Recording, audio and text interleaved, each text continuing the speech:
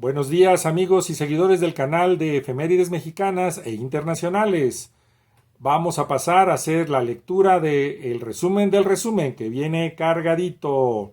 Pero antes hago referencia con esta playera que traigo puesta al apoyo que doy yo a todos los antropólogos y todos los trabajadores del Instituto Nacional de Antropología que está de momento sufriendo el embate que quiere aniquilarlo a través de la supresión del 75% de su presupuesto, con lo cual se acabaría completamente su función. Muchos buenos trabajadores y muchos profesionales ganan dinero por un rubro que se llama capítulo 3000, que no les da prestaciones y sin embargo a lo largo de años han realizado labores importantes para la cultura en México, en particular en la antropología, la arqueología, la antropología física y la historia, la etnohistoria y varias otras ramas, la lingüística que no se me olvide. Entonces, mi apoyo para todos estos compañeros. Y pasamos a las efemérides.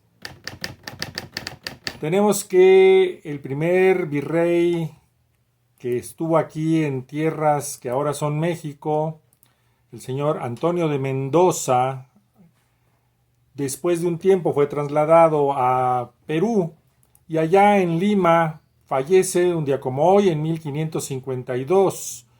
Él había sido una persona muy interesante, un personaje muy interesante para la historia porque logró conciliar intereses de la corona con Hernán Cortés y además ejerció un buen gobierno, el primer virreinato. Bueno,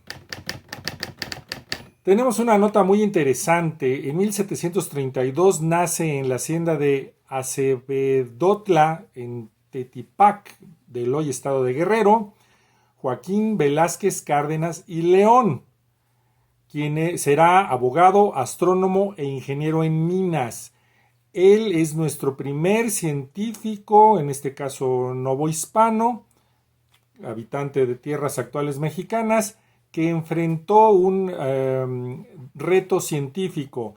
El 3 de junio de 1769 se dio el paso de Venus por el Sol, un acontecimiento astronómico muy importante, y él fue el primer científico mexicano en abordar este conocimiento. Más adelante, en otros años, otros científicos harían su propia labor para el paso de Venus, déjame decirte cuál, de 1874, donde Francisco Díaz Covarrubias y un equipo, incluido el ingeniero Bulnes, abordaron un viaje fabuloso a Japón, una comisión científica mexicana que a través de cálculos específicos lograron determinar la posición exacta de Venus pasando por el Sol, incluso con instrumentos de relativa baja calidad comparada con lo que estaban trayendo otros compañeros científicos provenientes de Europa y otras partes del mundo allá a Japón. Fueron reconocidos por esa labor.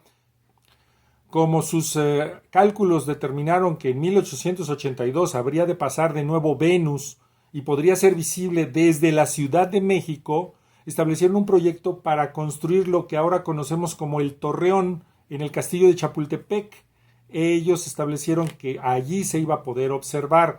El problema fue que en esos años había una ocupación militar y desgraciadamente el mero día del paso de Venus, el 6 de diciembre, se llenó de nubes el espacio, el cielo, y ya no pudo ser observado. La comisión fue denostada por los militares como considerándola insulsa, inútil. Sin embargo, en realidad fue todo un gran paso en la ciencia en México.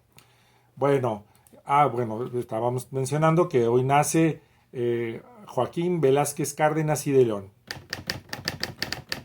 Pasamos a otra nota muy interesante, una efeméride de 1810. Nace en la Ciudad de México don Manuel Paino Flores, quien habrá de distinguirse como periodista, poeta, dramaturgo, cuentista, político y diplomático. Su mejor obra será Los bandidos de Río Frío, aunque escribió muchas otras obras, por ejemplo El Fistol del Diablo. Él falleció el 4 de noviembre de 1894. Al respecto de este personaje tenemos una semblanza cuya liga aparece en la parte de abajo en la descripción del video. Ve a visitarla por favor para que conozcas acerca de este importante escritor y puedes conseguir hasta en PDF la obra de Los Bandidos de Río Frío, así que a leer se ha dicho. Hay controversia en torno a la fecha de su nacimiento. Algunos postulan que fue en 1820. En 1813 es fusilado don Julián Villagrán, quien había nacido en 1760 en Huichapan, del hoy estado de Hidalgo. Villagrán combatió a los realistas en Tula, Ixmiquilpan y Zimapán. Había tenido buenos triunfos, sin embargo, el día de hoy cae y lo fusilan. En relación al tema de erección del estado de Jalisco, el día de hoy el general Luis Quintanar proclama el plan de gobierno provisional con el que confirma el decreto del Congreso Nacional Constituyente que se había efectuado el 16 de junio de 1823. Otra efeméride muy interesante. 1827 muere en la Ciudad de México don Joaquín Fernández de Lizardi, el pensador mexicano, quien fuera afamado periodista y novelista. Había nacido el 18 de noviembre de 1776. Que publicó su periódico El Pensador Mexicano, por eso así se le llama a él. Te recomendamos te informes al respecto de este personaje. Pasamos de siglo y tenemos que en 1916 muere en el Carrizal, Chihuahua, luchando patrióticamente en defensa de la soberanía nacional, el general Félix U. Gómez, a quien se le conoce como el héroe de El Carrizal. Él había nacido en 1888 en Gómez Farías, Coahuila. Y en el campo del espectáculo tenemos que en 1924 nace una actriz en Argentina que después se nacionaliza mexicana, actuó en múltiples películas de la época de oro del cine nacional, muy querida por todos los mexicanos, entre ellas Los Tres García, Salón México y Un Rincón Cerca del Cielo. También participó en telenovelas. Ella falleció el 4 de julio de 2005. ¿A quién nos referimos? Nos referimos a Marga López. Esperemos sea interesante para ti esta efeméride. Bueno, en 1930, como parte de los inicios de la aviación en México, el piloto mexicano Roberto Fierro Villalobos realiza una memorable proeza al hacer un vuelo sin escalas entre las ciudades de Nueva York, en Estados Unidos, y México en 13 horas y media en un trayecto de 13.620 kilómetros. Con ello estableció una marca de vuelo sin escalas para aquellos años. El piloto Fierro Villalobos nació el 10 de noviembre de 1897 en Ciudad Guerrero, estado de Coahuila. Muy interesante.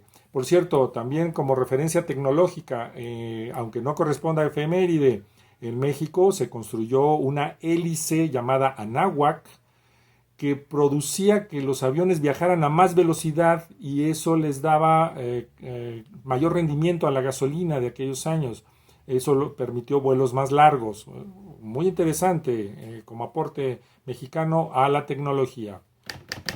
En 1962 el gobierno de México establece el Centro Cultural del Bosque, que está conformado por 6 teatros y es un espacio para el arte.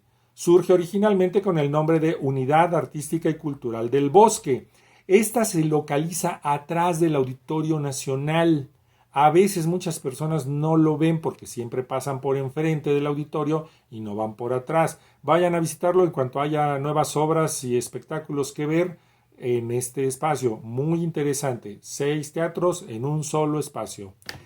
Y hasta allí las efemérides del día de hoy.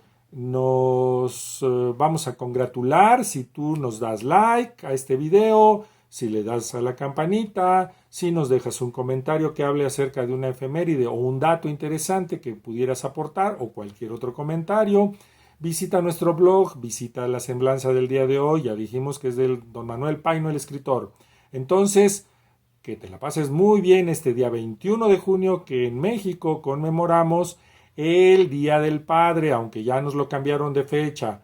Por cierto, el día de ayer fue el solsticio de verano, se me pasó decirlo ayer, fue a las 16:43 horas cuando ocurrió este evento astronómico de gran importancia que marca además que ayer fue el día más largo del año.